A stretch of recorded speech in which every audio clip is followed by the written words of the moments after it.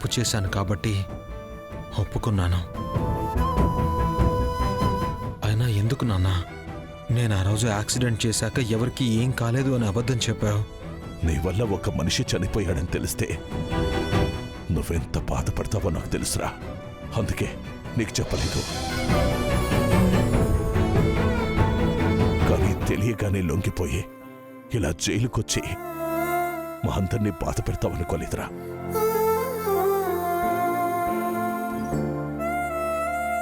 రే, ఇప్పటికైనా మించిపోయింది లేదురా. నువ్వు యాక్సిడెంట్ చేయలేదని చెప్పు, నిన్ను రేపే విడిపిస్తాను. కానీ నేను చేసినట్టు కోర్టులో ఎవిడెన్స్ కూడా ఇచ్చాను కదా నాన్నా. అదంతా నేను ఎలాగోలా మేనేజ్ చేస్తానురా. మంచి లాయర్ని మాట్లాడతాను. ఆ యాక్సిడెంట్కి నీకు సంబంధం లేదని ఒక్క మాట చెప్పు చాలు. ఆహా, లేదు నాన్నా. ఇప్పుడు తులసికి నేను నిజం ఒప్పుకుని శిక్ష అనుభవిస్తున్నాడన్న జాలైనా ఉంటుంది. మళ్ళీ ఇప్పుడు నేను నేరం చేయలేదని అబద్ధం చెప్పానంటే తన దృష్టిలో ఒక మోసగాడిగా మిగిలిపోతాను నాన్నా. ఒరే, నువ్వు ఆ యాక్సిడెంట్ కావాలని చేయలేదు కదరా. తెలియక ముట్టుకున్నా నిప్పు కాలుతుంది కదా నాన్నా. యాక్సిడెంట్ ఎలా జరిగినా నా వల్ల ఒక నిండు ప్రాణం పోయింది. లేదంటే తులసి ఆ శ్రీకాంత్ని పెళ్లి చేసుకుని హ్యాపీగా ఉండిపోయేది. ఆ గిల్టీనెస్ నాకెప్పటికీ ఉండిపోతుంది నాన్నా. ఒరే సిద్ధు, ఎంతసేపు తులసి తులసి అని తన గురించే బాధపడతావు గాని మీ అమ్మ నాన్న ఇంట్లో వాళ్ళందరి గురించి ఆలోచించవారా? తులసి అందరి గురించి ఆలోచిస్తుంది కదా నాన్న.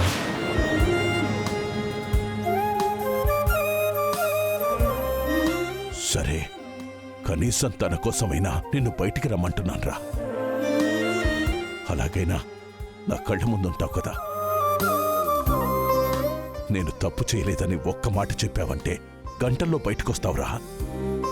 బయటికి రావాలని నాకు ఉంది నాన్న, కానీ రాలేను. రే, నువ్వొక్కసారి నా స్థానంలో ఉండి ఆలోచించురా. నువ్వింటా బయట సంతోషంగా తిరగడం చూస్తేనే నా కడుపు నిండిపోయేదిరా. అలాంటిది ఈ కుండల మీద పెంచుకున్న నువ్వు ఇలా జైల్లో బందీ అయితే నా గుండె పిండేసినట్టు అవుతుందిరా. నాన్నా,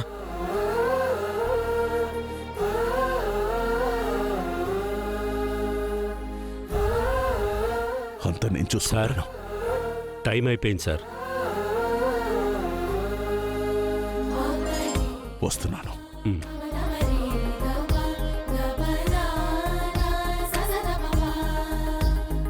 ఒరే సిద్ధు,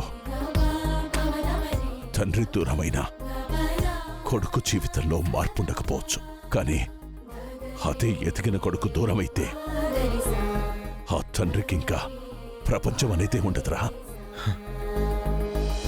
నన్ను క్షమించు నాన్నా.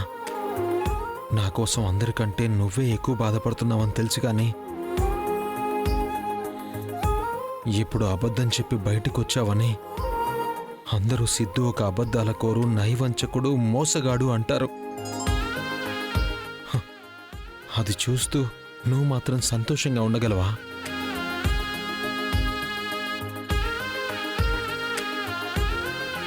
అందుకే నాన్నా, ఈ శిక్ష ఏదో అనుభవించి గుండెల్లో భారాన్ని దించేసుకుని దర్జాగా ఇంటికొస్తాను. అప్పటిదాకా అమ్మకి నువ్వే ధైర్యం చెప్పాలి.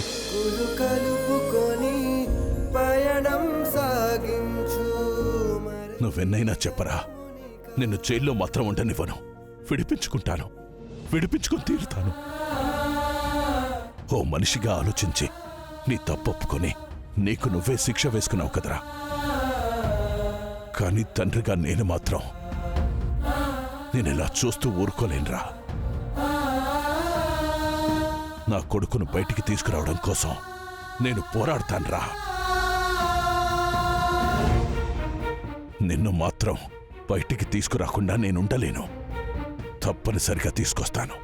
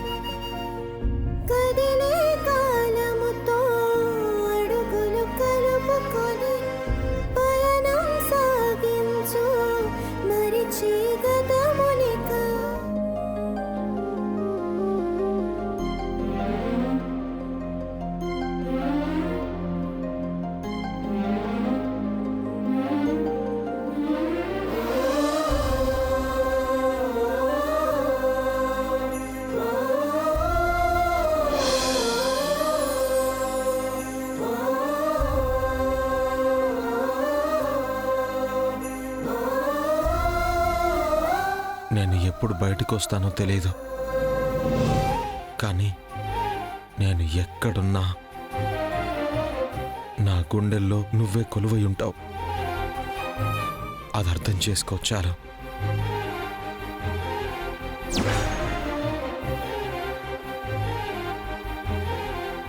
లక్ష్మి, లక్ష్మి, కొన్ని మంచినీళ్ళు తీసుకురా.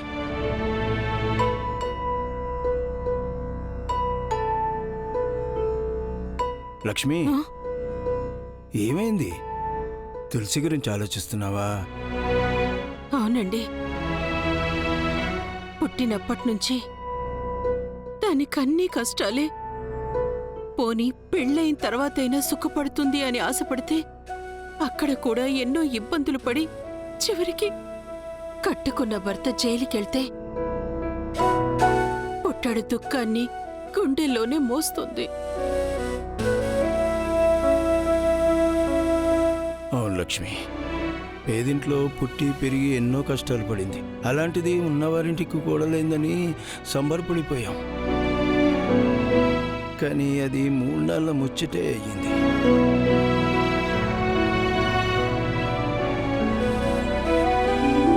దాని కష్టాలు ఎప్పుడు గట్టెక్కుతాయో ఏంటో. లక్ష్మి, ఇప్పుడు జరిగిన దాన్ని బట్టి చూస్తుంటే అల్లుడు జైలు వెళ్ళడం వెనకాల ఆ కనిష్క ఉందేమో అనిపిస్తుంది.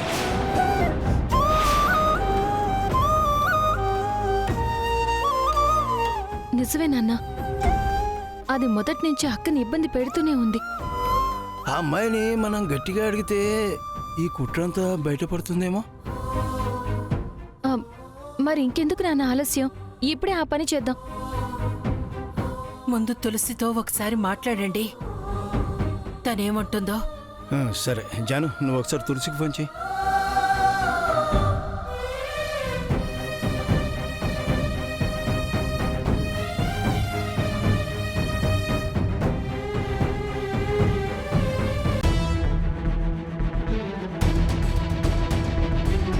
హలో జాను, అక్క నాన్న మాట్లాడతారు. నాన్న మాట్లాడండి.